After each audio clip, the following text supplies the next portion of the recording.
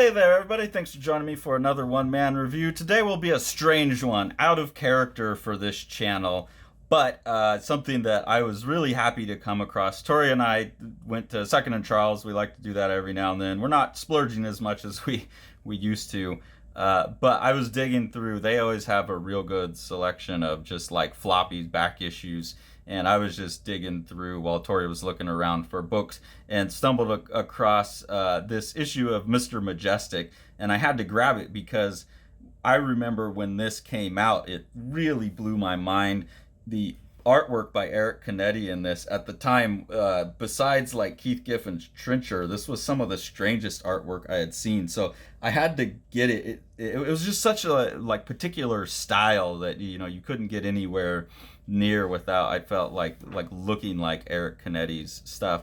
So I was a real big fan of his artwork. I was a huge Wildstorm fan. I mean, when I was 19, 20, 21, my goal was to get a job at Wildstorm. That was like my dream job in comics, was to work for Jim Lee. And part of that was being very active on the message boards they had at the time. It was really cool because the artists in Wildstorm were active on the message boards as well. And so there was a lot of guys like myself, and Travel Foreman was a friend of mine who had gone on to have a career in the mainstream comic industry. He actually got an internship at Wildstorm from being on the message boards, which was a cool thing. And then I got to go visit there a couple times. So all like really, really fond memories. And I had to grab this book because I just remember thinking it was such a strange looking book, and I just wanted to show it, and like I had to look at it for myself, and then I wanted to show it because when I went through it, it's not as strange as I remember it. I guess now I've seen much stranger, but at the time this book was being drawn by Ed McGuinness, and if you know Ed McGuinness's work, he's very, very comfortably mainstream, like right between American comics and the kind of Joe Madeira manga look that was popular at the time. So he had a 6-issue run, and then you go out and buy issue 7, and you're getting this like totally bizarre, these weird scrunchy faces that Eric Canete draws. Just totally wild. This is all written by Joe Casey, who's author that I really, really enjoy. Still enjoy his stuff. I'm going to have to pull out his Automatic Kafka series. I still have that. Him and Ashley Wood did that for Wildstorm. That was also very influential to me. So very, very trippy story. And actually in reading it, very, very fun, and I think still very good for a mainstream, especially Image era Wildstorm comic book. If you're familiar with Joe Casey's work, he's very much into psychedelics, universal storytelling, breaking through to the other side, and that's very much what this 3-issue run of Mr. Majestic is about. So it really funny. I didn't remember that this is what this story was, but Majestic's getting in a fight here with this guy.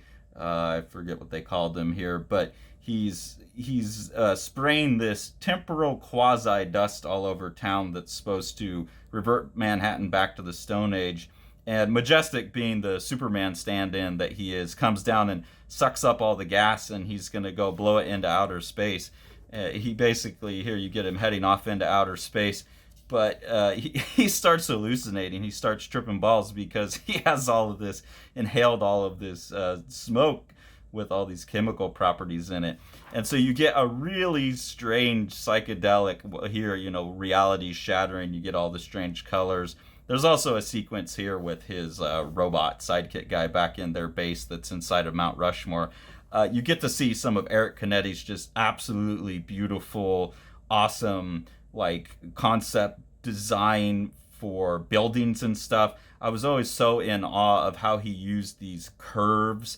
I remember really hoping that when I went to Wildstorm, I'd get to run into him because I wanted to ask him what tools he was using to make all of this happen. I think we asked him on the message board, and he was saying, I just use French curves. And it's like, I don't know, man. Like, it seems like there's a high level understanding of perspective in this. I remember Eric Canete also being a guy who was on the message boards trying to get work. And I remember a 3-panel sequence he did where he had a character walk and the camera followed him, and so the perspective on the room changed slightly, and he absolutely nailed that. So someone that definitely knew perspective very well, and someone whose brain I was hoping to pick a little bit, but never got the chance to. Anyways, Majestic is now having this, he's going and meeting this character who's born and dies and reborn all in a couple of seconds. We've got obviously the Da Vinci Vitruvian Man, an ad with a scared snowman. I'm not used to having ads in my graphic novels that I read. And then you get this is the scene that totally blew my mind when this issue first came out, is this Alice in Wonderland tribute sequence with all these mushrooms and these strange shapes, and Canete's designs for everything are so bizarre. It was just, especially when you're going and you're used to the Ed McGuinness stuff, this was such a shock to my system. And I remember being envious, like, how do you develop a personal style like that? It's not something that concerns me so much anymore. But this spread, particularly, I remember these 2 pages really rocking my world at the time. And I look at him and I think, this is fucking good. Like, I wish Eric Canete still made comics. Wish he was still working in this style. His style has moved a little more mainstream over the years. I still follow him on Instagram. But I think also just like I got more accommodated to it. Looking at it now, this doesn't seem that far off from what he's doing. The other thing that this made me remember, I hadn't thought about it in a long time, is because Eric was on the Wildstorm message boards. I remember we were all going bananas over this and how cool it was. And if I'm correct, at some point during this 3-issue run that he did, I'm pretty sure it was this sequence here. I remember him telling us that it was extra trippy for him to draw this because he was really badly sick with pneumonia or something like that. He was on a bunch of antibiotics and drugs and really sick, but it was his first like big time professional gig and he didn't want to miss his deadline, so he was powering through these pages. And looking back on them, he felt like that state had really influenced how they came out.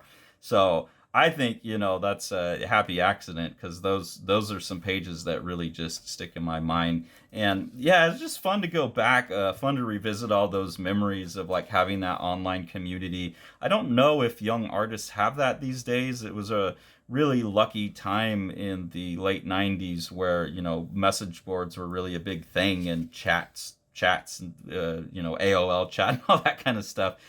Pencil Jack was a forum that a lot of artists were on, and it was a really nurturing environment for a young artist to be in, because we were all there critiquing each other's stuff. That's how we got hooked up with Robert Kirkman back in the day when he was doing Funkatron, and my first published work was through it was a backup. No, it was in Ink Punks, and then another one was a backup story in his Battle Pope. A lot of those guys from those message boards, Ryan Otley, Tony Moore, that went on to create Walking Dead with Kirkman. There was just a bunch of guys in there that all went on to become pros. And Eric was definitely one of those people in those message boards as well. So just really, really fond memories going back in this. And when you pick up something like this, you really kind of wonder, like, is it going to hold up? Or am I going to look back at it and be like, nah, that was pretty shitty. I had pretty bad tastes. And I got to admit, like, it held up. I wish they would have had all 3 issues of this. Hell, if they would have had the Ed McGuinness ones, I would have bought those too, because I remember those really influencing me. The way the cut colors that he used, that kind of Jason Pearson thing that from Body Count, where they were using those cut, like, cell shading type of coloring, that was going on top of McGuinness's work. Kind of set my view for how Superman should be this run of this series. I think it was a 9-issue run in total, with Canete doing the last 3. And then, yeah, after McGuinness coming in, having Canete come in and doing designs like this, I mean, this is almost like a Otomo Akira level type of technology and background rendering. It was really cool series, and I was very happy to see that it held up. But now it really makes me want to go get at least the other 2 issues in this to see where it all went. I remember it getting even weirder and trippier as it goes, and in these really cool designs. So I know this isn't normally what we do on here. I know we don't normally go look at old Image comics, but I had to grab this one and I had to talk about it, because I don't think this is one that would be coming up on a channel like Kayfabe, where they do talk about these kinds of things. This was a pretty obscure book. I think Mr. Majestic and Wildstorm and Wildcats and all that is pretty easy for people to shit on. I don't know why, because I thought they were actually doing a lot of really good work, especially there at the end, right before DC took them in.